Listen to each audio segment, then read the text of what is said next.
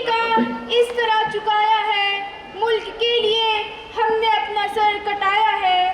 پھانسیوں پہ لٹکے ہیں گولیاں بھی کھائی ہے، پھانسیوں پہ لٹکے ہیں گولیاں بھی کھائی ہے، سرزمین وطن کو خون سے سجایا ہے، جان و مال رشتوں کی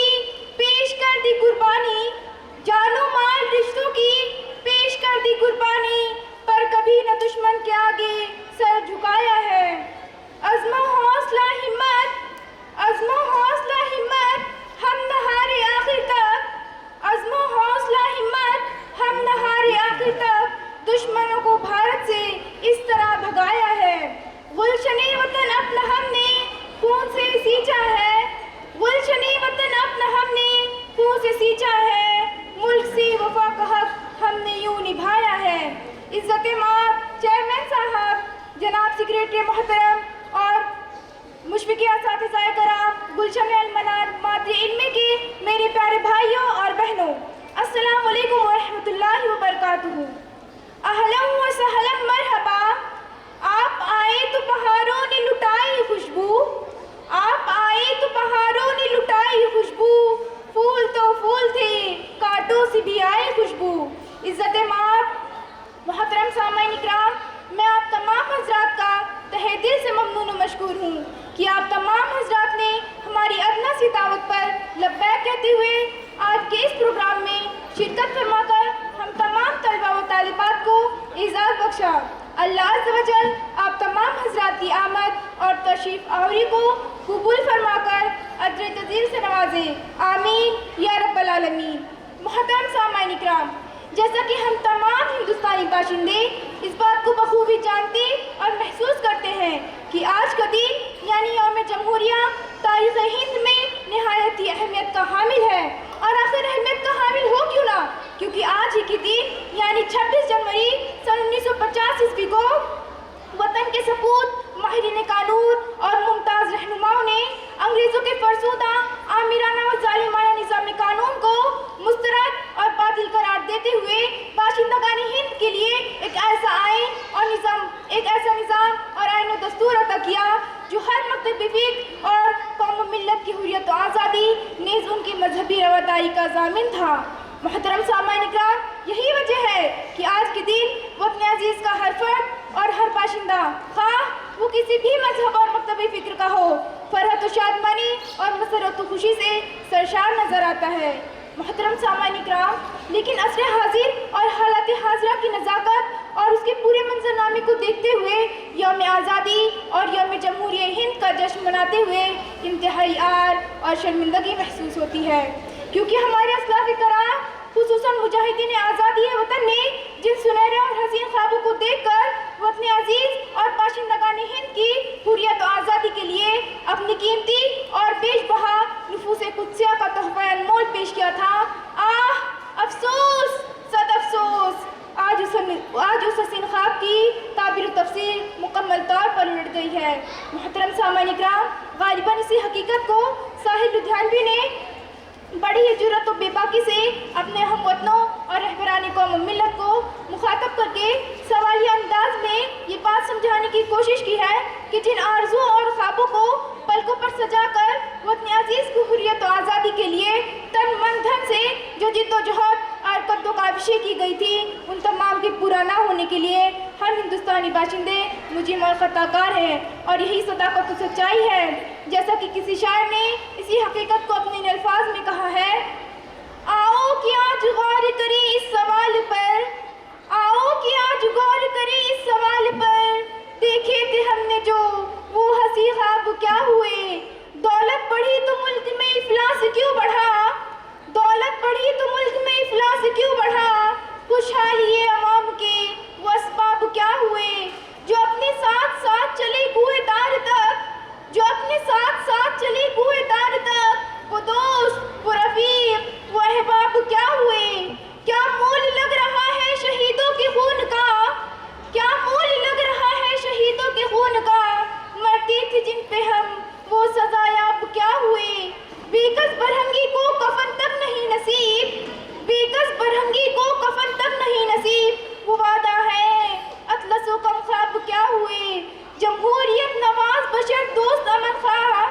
جمہوریت نواز بشر دوست امن خواہ، خود کو جو خود دیے تھے وہ القاب کیا ہوئے؟ مذہب کا روگ آج بھی کیوں لا علاج ہے؟ مذہب کا روگ آج بھی کیوں لا علاج ہے؟ وہ نسخہ ہے نادر و نایاب کیا ہوئے؟ ہر کوچ شعلہ زار ہے ہر شہر قتل گاہ، ہر کوچ شعلہ زار ہے ہر شہر قتل گاہ، یکجہتی حیات کے وہ آداب کیا ہوئے؟ صحرائے تیرگی میں بھٹکتی ہے زندگی،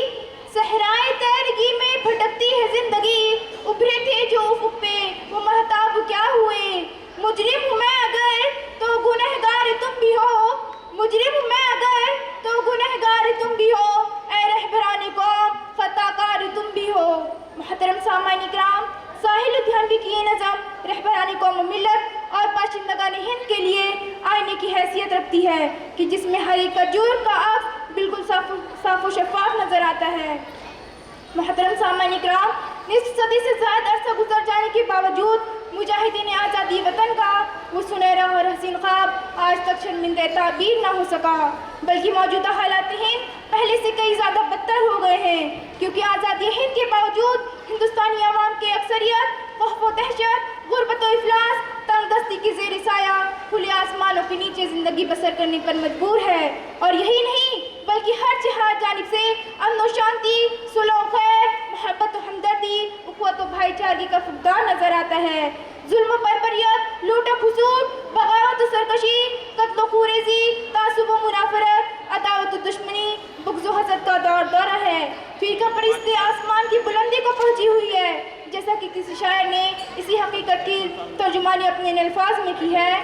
ہر طرف خوریزی، ہر طرف تباہی ہے، ہر طرف خوریزی، ہر طرف تباہی ہے، جرم کی عدالت میں جرم کی گواہی ہے، بحر و بر میں جاری ہے سیل ایک فسادوں کا، بحر و بر میں جاری ہے سیل ایک فسادوں کا، پاسبانی عالم اب مغربی سپاہی ہے۔ محترم سامعین کرام، یہی نہیں بلکہ مسلمانوں کے تعلق سے ناروا سلوک اپنایا جا رہا ہے، انہیں صفحہ ہستی سے مٹانے اور اس ملک کے عزیز سے دربدر کرنے کی مذموم اور نیست و نابود کوششیں کی جا رہی ہیں۔ اس کی واضح اور روشن ترین مثالیں دادری سانحہ، مظفر نگر فساد، گجرات کے مسلمانوں کا قتل عام، مالیگاؤں دھلیا فسادات کی شکل میں ہماری اور آپ کی نظروں کے سامنے عکس کرتا دکھائی دے رہا ہے۔ محترم سامعین کرام، اسی مضموم اور ناپاک کوششوں کے ذریعے ملک میں NRC،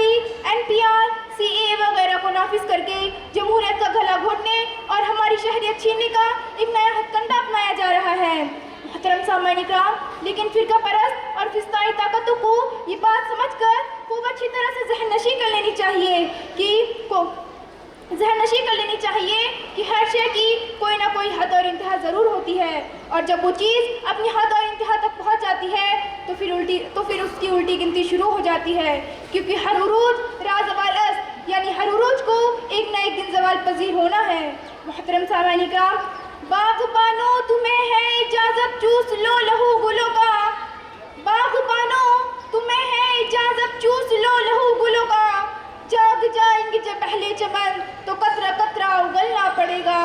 محترم سامعین کرام، اسی پر بس نہیں بلکہ آئے دن تو حالات ہند بدتر اور مخدوش ہوتے جا رہے ہیں، اور حالت یہاں تک آ پہنچی ہے کہ علم و دانش کے گلستان یعنی مدارس اسلامیہ اور ہماری عبادت گاہوں پر یلغار شروع ہو گئی ہے۔ حالانکہ جس گلستان علم و دانش سے بے شمار مجاہدین آزادی وطن اور محبان وطن نے اپنی علمی تشنگی بجھا کر اپنے آپ کو سچا محب وطن ثابت کرتے ہوئے وہ اپنے عزیز اور اہل وطن کی حریت و آزادی کے لیے اپنی قیمتی اور پیش بہا نفوس کا صرف یہ کہتے ہوئے بے دریغ قربان کر دیا تھا، کچھ آرزو نہیں ہے بس آرزو یہی ہے،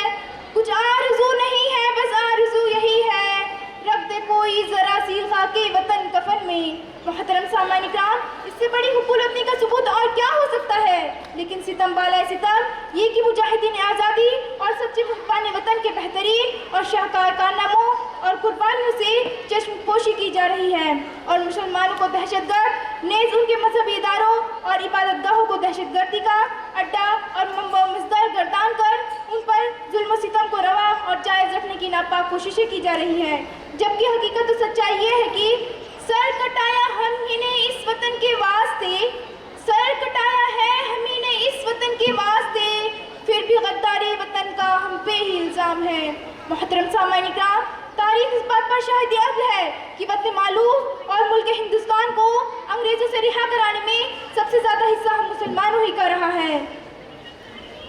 جیسا کہ کسی شاعر نے اسی حقیقت و سچائی کی ترجمانی اپنے ان الفاظ میں کی ہے،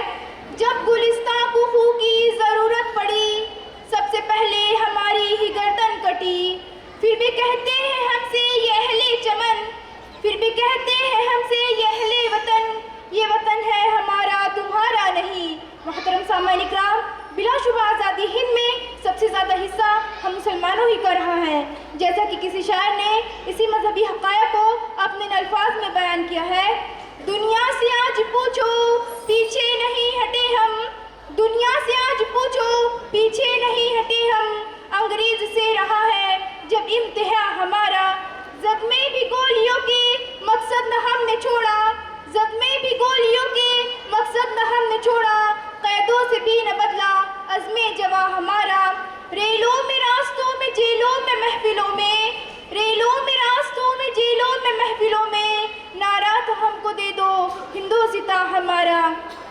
محترم سامعین اکرام، اب میں اپنے گفتگو کو طول نہ دیتے ہوئے انہی چند اور مختصر تمہیدی کلمات کے بعد میں اصل منزل مقصود کی طرف آتی ہوں، جس کے لیے آج ہم اور آپ تمام حضرات مادری علم میں گلشن المنار میں جمع ہوئے ہیں۔ لہٰذا بلا کسی تاخیر کے میں اس بزم سعید کے آغاز کے لیے